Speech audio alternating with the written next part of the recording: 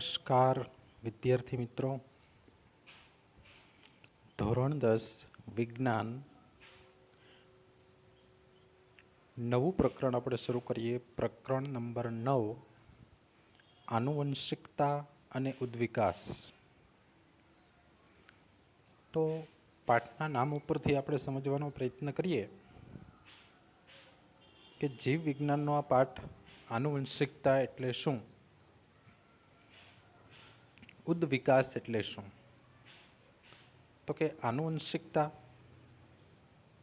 એક પેઢીમાંથી બીજી પેઢીમાં એટલે કે પિતૃ પેઢીમાંથી સંતતિ પેઢીમાં પિતૃઓના લક્ષણો ઉત્તરવાની ક્રિયા, જેને આપણે આનુવંશિકતા તરીકે ઓળખીએ છીએ. અને ઉદ્વિકાસ કે પિતૃના લક્ષણો સંતતિમાં ઉતરે ત્યારે એમાં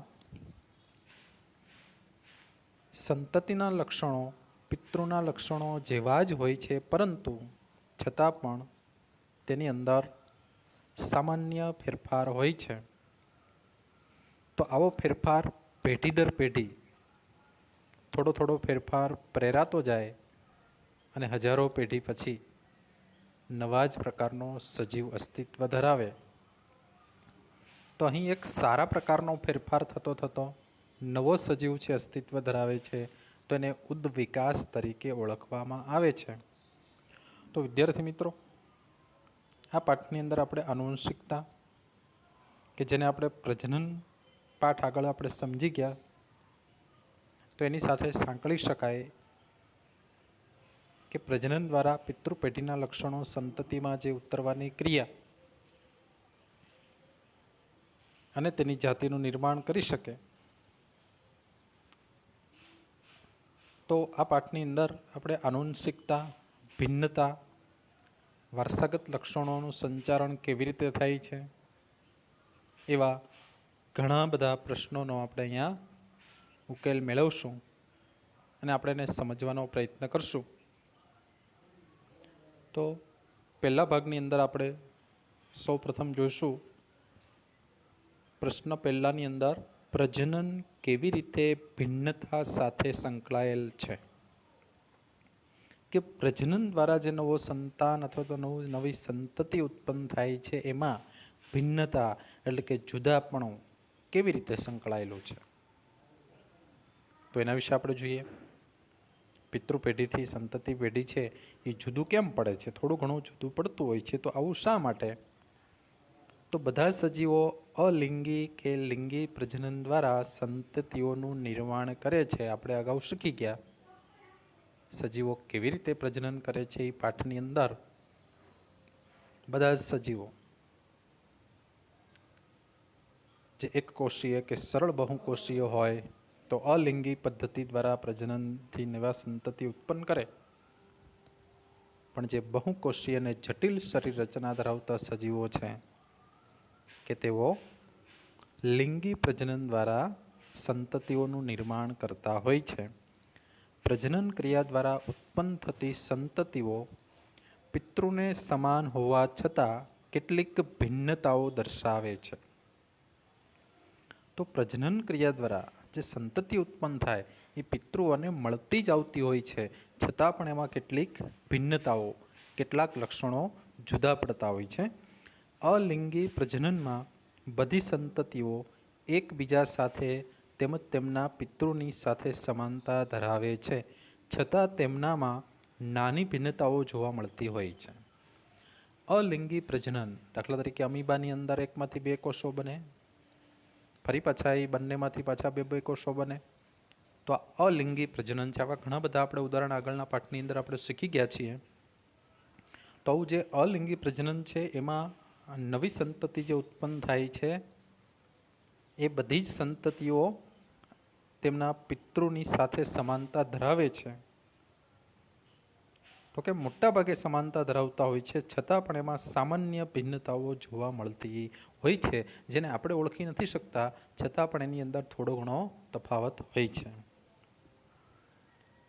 શેરડીના ખેતરમાં વ્યક્તિગત વનસ્પતિઓમાં ખૂબ જ ઓછી ભિન્નતાઓ જોવા મળે છે. દાખલા તરીકે આપણે ઉદાહરણ લઈએ, શેરડીનું ખેતર હોય તો અસંખ્ય શેરડીની સંતતિ છે, અસંખ્ય શેરડીઓ છે, એના છોડ હોય તો આની અંદર આપને ભિન્નતાઓ છે એ ખૂબ ઓછી જોવા મળે છે.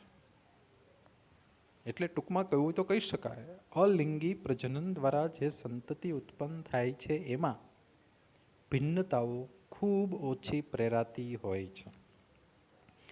માનવ સહિત મોટાભાગના લિંગી પ્રજનન દ્વારા ઉત્પન્ન થતા પ્રાણીઓમાં વ્યક્તિગત સ્તરે અનેક ભિન્નતાઓ દૃશ્યમાન બને છે. એટલે કે લિંગી પ્રજનન દ્વારા ઉત્પન્ન થતી જે સંતતિઓ છે, મનુષ્ય પણ એની અંદર આવી જાય તો એમાં જે નવા સજીવો ઉત્પન્ન થાય તેની અંદર ભિન્નતાઓ છે એ વધારે દૃશ્યમાન બનતી હોય છે. સ્પષ્ટ રીતે આપણે એને જોઈ શકીએ. માનવી હોય તો બધા જ માનવીઓ એકબીજાથી જુદા પડે છે, એના લક્ષણો પણ જુદા હોય છે. તો લિંગી પ્રજનનમાં ભિન્નતાઓ છે એનો સંગ્રહ વધારે થતો હોય છે, જ્યારે અલિંગી પ્રજનનમાં સામાન્ય રીતે આપણે ઓળખી ન શકીએ એવી ભિન્નતાઓ સર્જાતી હોય છે. પછીના બીજા પ્રશ્નમાં જોશું તો ક્રમિક પેઢીઓમાં વિવિધતાઓનું સર્જન સમજાવો. એક પછી એક પેઢીમાં જે વિવિધતા જોવા મળે, જુદાપણું જોવા મળે છે, એનું સર્જન કેવી રીતે થાય છે એને આપણે સમજાવીએ. સજીવો અલિંગી કે લિંગી પદ્ધતિથી પ્રજનન કરતા હોય છે, પરંતુ તે દરમિયાન ભિન્નતાઓ ઉત્પન્ન થાય છે. અલિંગી પ્રજનન હોય તો પણ ખૂબ ઓછી ભિન્નતા ઉત્પન્ન થાય, પણ ભિન્નતા ઉત્પન્ન થતી હોય. જ્યારે લિંગી પ્રજનન દ્વારા નવા સજીવ ઉત્પન્ન થાય તો એમાં વધારે પડતી ભિન્નતાઓ છે ઉત્પન્ન થતી હોય છે. એક પેઢીમાંથી આધારક શારીરિક બંધારણ અને કેટલીક ભિન્નતાઓ તેની અનુગામી પેઢીને વારસામાં પ્રાપ્ત થાય છે. એટલે કે કોઈ એક પેઢીની અંદર રહેલી જે કાંઈ ભિન્નતાઓ છે, જે કાંઈ લક્ષણો છે એ એની પછીની પેઢીમાં, એટલે કે બીજી પેઢીની અંદર વારસામાં આ જે જુદાપણું છે, આ જે કાંઈ લક્ષણો છે એ લક્ષણો એની પછીની પેઢીની અંદર વારસામાં એને મળતી હોય છે. બીજી પેઢી પ્રથમ પેઢીની ભિન્નતાઓ ઉપરાંત નવી ઉત્પન્ન થયેલી ભિન્નતાઓ વારસામાં મેળવે છે. એટલે આ બીજી પેઢીની અંદર માત્ર એની આગળની પેઢીના જ લક્ષણો હોય એવું જરૂરી નથી. એની આગળની પેઢીના લક્ષણો તો હોય જ, પરંતુ એની આગળની પેઢીના લક્ષણો પણ એને વારસામાં મળેલા હોય છે. અહીં આપણે એક આકૃતિની અંદર ઉદાહરણ છે એને બરાબર જોઈ લઈએ, એને આપણે પાછળ સમજવાનો બરાબર પ્રયત્ન કરીએ. તો પ્રજનન દરમિયાન ભિન્નતાઓનું સંચયન કેવી રીતે થાય છે? દાખલા તરીકે અહીંયા આ બધા બેક્ટેરિયા આપને આપેલા છે, એને આપણે એના લક્ષણો સમજી શકીએ એટલે આવી આકૃતિ દ્વારા આપણે સમજવાનો પ્રયત્ન કર્યો છે. આ એક જે બેક્ટેરિયા છે એમાંથી એકમાંથી બે બને છે, તો બંનેની અંદર કંઈક ફેરફાર થાય છે. તમે જોઈ શકો છો, એકાદું જનીન છે એનું લાલ છે, આની અંદર એકાદું જનીન છે લીલા રંગનું છે. તો છે બેક્ટેરિયા છે, પણ આ બેક્ટેરિયાની અંદર થોડો ઘણો સામાન્ય રીતે ફેરફાર થાય છે. અને ત્યાર પછીની આ જે બંને બેક્ટેરિયા નવા ઉત્પન્ન થયા એમાંથી ફરી પાછા બે બેક્ટેરિયા બંનેમાંથી ઉત્પન્ન થાય છે. તો એના લક્ષણો જોશું તો એમાં પણ સામાન્ય રીતે આ જે બેક્ટેરિયા છે એના કરતાં કંઈક થોડા ઘણા જુદા લક્ષણો હોય એવા બેક્ટેરિયા છે ઉત્પન્ન થયા બંને. આ બીજો બેક્ટેરિયા છે તેમાંથી જે નવા બે બેક્ટેરિયા ઉત્પન્ન થાય, આ નવા ઉત્પન્ન થયેલા બેક્ટેરિયા છે એની અંદર પણ સામાન્ય રીતે થોડો ઘણો ફેરફાર જોવા મળે છે. આ બેક્ટેરિયાની અંદર વધારે ફેરફાર તમે સ્પષ્ટ જોઈ શકો છો, જ્યારે આ બેક્ટેરિયા છે એ સામાન્ય રીતે એની પિતૃ પેઢી જેવા જ લક્ષણો ધરાવે છે. તો ટૂંકમાં એકમાંથી જે 4 બેક્ટેરિયા બને છે તો ચારે 4 બેક્ટેરિયાના લક્ષણો છે એકબીજાથી થોડા જુદા પડે છે, એટલે કે ભિન્ન થાય છે. તો આ રીતે પેઢી દર પેઢી વારસાની અંદર આ લક્ષણો છે એ મેળવે છે, ત્યારે તેની અંદર ભિન્નતાઓનું સંચયન થાય, એટલે કે એમાં જુદાપણું જોવા મળતું હોય છે. ફરી પાછું આપણે સમજવાનો પ્રયત્ન કરીએ. આપણે આકૃતિમાં જોયું એ પ્રમાણે ટોચ ઉપર મૂળ સજીવ અલિંગી પ્રજનન દ્વારા 2 જીવાણુ એટલે કે બેક્ટેરિયા ઉત્પન્ન કરે, એકમાંથી 2 બેક્ટેરિયા ઉત્પન્ન થયા.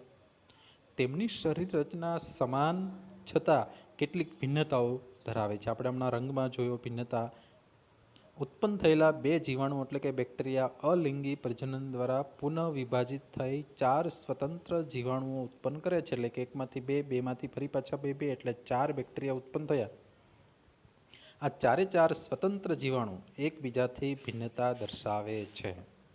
એટલે એને આંતરિક એવા લક્ષણોમાં કંઈક જુદાપણું હોય જેને આપણે જોઈ ન શકીએ, છતાં પણ 4 એકબીજાથી ભિન્નતા દર્શાવતા હોય છે. આ પ્રમાણે ઘણી પેઢીના અંતે મોટી સંખ્યામાં સજીવો અથવા તો સંતતિ ઉત્પન્ન થાય છે. તેમાંની કેટલીક ભિન્નતા નિયત હોય છે. એટલે કે કોઈ એક પેઢીમાંથી એની પછીની પેઢીના સંતાનો, એમાંથી એની પછીના સંતાનો, આ રીતે પેઢી દર પેઢી અનેક સંતાનો ઉત્પન્ન થતા હોય, અનેક જાતિ આખી એની ઉત્પન્ન થતી હોય, તો આ બધાની અંદર શું હોય છે? ભિન્નતા નિયત હોય છે. એટલે કે બધાની અંદર કંઈક ને કંઈક લક્ષણો છે જુદા પડતા હોય છે.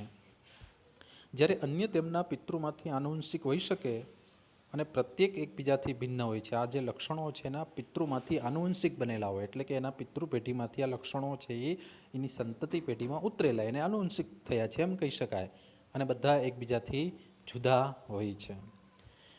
તેમનામાં રહેલી ભિન્નતાઓ DNA પ્રતિકૃતિ સર્જન સમયે ન્યૂનતમ ખામીઓને કારણે ઉત્પન્ન થઈ હોય છે. અને આ સજીવોની અંદર જે ભિન્નતાઓ છે, એટલે કે જુદાપણું, ખૂબ ઓછું જુદાપણું જોવા મળે. દાખલા તરીકે આ બેક્ટેરિયા છે, એકકોષીય સજીવો છે કે સરળ રચના ધરાવતા એવા બહુકોષીય સજીવોની અંદર અલિંગી પ્રજનન દ્વારા જે નવા સજીવ ઉત્પન્ન થાય એમાં ભિન્નતાઓ ખૂબ ઓછી હોય છે. કારણ તો કે એમાં જે DNAની પ્રતિકૃતિ થાય, આગળના પાઠની અંદર આપણે શીખી ગયા, DNAની એક નવી કોપી બને જેને આપણે પ્રતિકૃતિ કહીએ. આ પ્રતિકૃતિ સમયે ન્યૂનતમ ખામીઓ, એટલે કે એમાં જે ફેરફારો થતા હોય ખૂબ ઓછા ફેરફારો થાય, એને કારણે આ સામાન્ય ભિન્નતાઓ એની અંદર ઉત્પન્ન થઈ હોય, ખૂબ ઓછી ભિન્નતાઓ ઉત્પન્ન થઈ હોય છે. આમ પ્રજનન દરમિયાન દરેક પેઢી ભિન્નતાઓ એકત્ર કરી વિવિધતા તરફ જાય છે. પ્રજનન દરમિયાન શું થાય છે? બધી જ પેઢીઓ એક પછી એક એની પછીની પેઢીની અંદર આ ભિન્નતાઓ છે એ મોકલે છે. એટલે કે વારસાગત બને છે, આનુવંશિક બને છે એમ કહી શકાય છે. ત્યાર પછી આપણે જોઈએ તો જો એક લક્ષણ એ અલિંગી પ્રજનનવાળી વસ્તીમાં 10% સભ્યમાં જોવા મળે છે. અલિંગી પ્રજનન કરતી હોય એવી કોઈ એક આપણે જાતિ વિચારી લઈએ, બેક્ટેરિયા લ્યો કે પછી કોઈ સરળ બહુકોષીય સજીવો, હાઇડ્રા વગેરે કંઈ પણ આપણે લઈએ, તો એની આખી જે વસ્તી છે એમાં 10% જે સજીવો છે એની અંદર એ નામનું લક્ષણ છે. અને લક્ષણ બી તેની વસ્તીમાં 60% સજીવોમાં જોવા મળે છે. એટલે કે એ જે આપણે સામાન્ય રીતે હાઇડ્રા વિચારી, તો હાઇડ્રાની 10% વસ્તી છે એમાં એ નામનું લક્ષણ છે, અને હાઇડ્રાની 60% વસ્તી છે એમાં બી નામનું લક્ષણ છે. તો કયું લક્ષણ પહેલાં ઉત્પન્ન થયું હશે? તો આપણે સામાન્ય રીતે સમજી શકીએ કે જે લક્ષણ વધારે જોવા મળે છે, બી નામનું લક્ષણ છે એ 60% છે, તો એ વધારે જોવા મળે છે એટલે આપને એમ થાય કે આ લક્ષણ છે એ પહેલાં ઉત્પન્ન થયું હશે. પણ આપણે સમજવાનો પ્રયત્ન કરીએ આવું કેવી રીતે છે, તો એને સમજીએ. અલિંગી પ્રજનન કરતી વસ્તીમાં લક્ષણ બી ધરાવતી વસ્તી 60% છે, એટલે કે વધારે છે. તેથી લક્ષણ બી એ લક્ષણ એ કરતાં પહેલાં ઉત્પન્ન થયું હશે. એના આગળની પેઢીની અંદર લક્ષણ બી છે એ લક્ષણ એ કરતાં વહેલું ઉત્પન્ન થયું હશે. એટલે એ લક્ષણ છે એનો પ્રભાવ વધી ગયો હોય અને પ્રભાવ વધ્યો હોય એ દરમિયાન લક્ષણ બી ઉત્પન્ન થયું હોય, એટલે લક્ષણ બી છે એનું પ્રમાણ ઓછું હોય અને લક્ષણ બી છે એનું પ્રમાણ વધી ગયું હોય, ત્યારે લક્ષણ એ ઉત્પન્ન થાય તો લક્ષણ એ છે એનું પ્રમાણ હજી ઓછું હોય, એ દરમિયાન લક્ષણ બીનું પ્રમાણ છે એ વધી ગયું હોય. એટલે આ બી નામનું લક્ષણ છે એ વહેલા ઉત્પન્ન થયું હશે. કારણ કે અલિંગી પ્રજનન કરતી વસ્તીઓમાં DNA પ્રતિકૃતિમાં સર્જાતી ન્યૂનતમ ખામીને કારણે, એટલે કે ખૂબ ઓછો ફેરફાર થાય છે DNAની પ્રતિકૃતિમાં, એને કારણે નવા લક્ષણ ઉત્પન્ન થવાની સંભાવના ખૂબ ઓછી છે. નવા લક્ષણો છે એ ખૂબ ઓછા ઉત્પન્ન થાય છે અલિંગી પ્રજનનની અંદર. પરિણામે દાખલા તરીકે આ બી લક્ષણ છે પહેલાં ઉત્પન્ન થઈ ગયું, પછી નવા લક્ષણો ઉત્પન્ન થવાની સંભાવના ખૂબ ઓછી છે.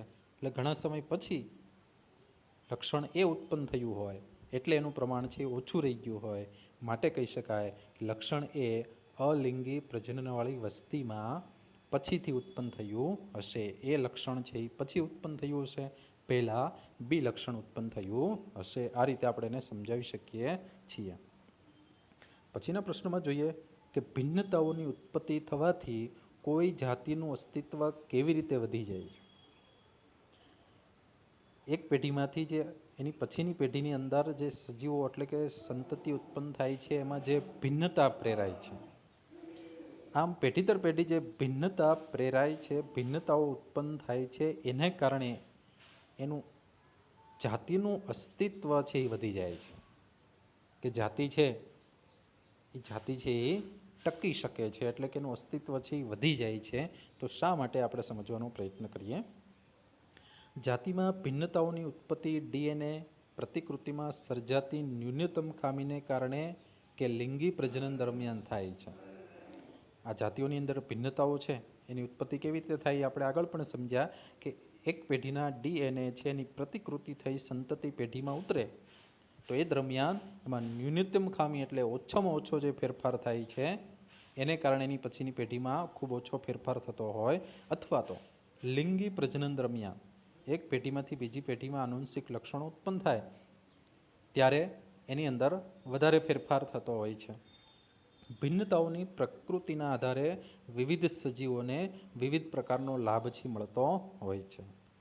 ભિન્નતાઓની પ્રકૃતિના આધારે એટલે કે દરેકના લક્ષણો જુદા જુદા છે તો એને આધારે બધા સજીવો છે પોતાના લક્ષણોને આધીન એને જુદો જુદો લાભ છે પ્રાપ્ત થતો હોય છે. લાભકારક ભિન્નતાઓ ધરાવતા સભ્યો પર્યાવરણના પરિબળો સામે અનુકૂલન સાધી વધારે યોગ્ય રીતે અસ્તિત્વ ટકાવી રાખે છે. એટલે કે સમજવાનો આપણે પ્રયત્ન કરીએ કે બધાના લક્ષણો એક સરખા નથી, જુદા જુદા છે. માટે જો પર્યાવરણની અંદર કંઈક પ્રતિકૂળ વાતાવરણ થયું હોય, કંઈક એવું પરિબળ ઉત્પન્ન થયું હોય કે જેની સામે આ સજીવો જીવી ન શકે, તો એવા સંજોગોમાં જો બધાના લક્ષણો સરખા હોય તો બધા એકસાથે મૃત્યુ પામે તો એનું અસ્તિત્વ ટકે નહીં. પરંતુ બધાના લક્ષણો જુદા છે એટલે પર્યાવરણમાં જે કંઈ ફેરફાર થયો છે તેની સામે જે સજીવો એ પર્યાવરણને સહન નહીં કરી શકે એટલા જ મૃત્યુ પામશે અને બીજા સજીવો છે એ જીવી જાય છે. માટે એની જાતિનું અસ્તિત્વ છે એ ટકી જાય છે. તો આ રીતે બધાના જે જુદા જુદા લક્ષણો છે એના માટે અસ્તિત્વ ટકાવવા માટે ઉપયોગી છે. લાભકારક ભિન્નતાઓ ધરાવતા સભ્યો તેમની સંખ્યાનો વધારો કરે છે. અને જે સજીવોનું અસ્તિત્વ ટકી ગયું છે એટલે કે જે લાભ મળ્યો, જે સજીવો છે એવા લક્ષણો ધરાવે છે કે જેને એનાથી ફાયદો થાય છે, તો એવી ભિન્નતા ધરાવતા સભ્યો કે જે પોતે અસ્તિત્વ ટકાવવા માટે સફળ રહ્યા અને એ સફળ રહ્યા છે અને પોતાનું અસ્તિત્વ ટકાવ્યું એને કારણે શું થાય છે, ફરી પાછું એની એ જ જાતિના સજીવો છે નવા ઉત્પન્ન કરી અને પોતાની સંખ્યામાં વધારો પણ કરી શકે છે. એટલે વિદ્યાર્થી મિત્રો, દરેકના લક્ષણો જુદા જુદા છે, પરિણામે જુદી જુદી પ્રતિકૂળ પરિસ્થિતિ સામે એ પોતાનું અસ્તિત્વ ટકાવવા માટે સક્ષમ છે. અને એટલા માટે જ એક પેઢીમાંથી બીજી પેઢીની અંદર કંઈક ને કંઈક લક્ષણોમાં ભિન્નતા પ્રેરાતી હોય એ આપણા માટે ફાયદાકારક છે. તો આવા જ બીજા પ્રશ્નો છે આપણે આગળના ભાગની અંદર જોઈશું. આભાર.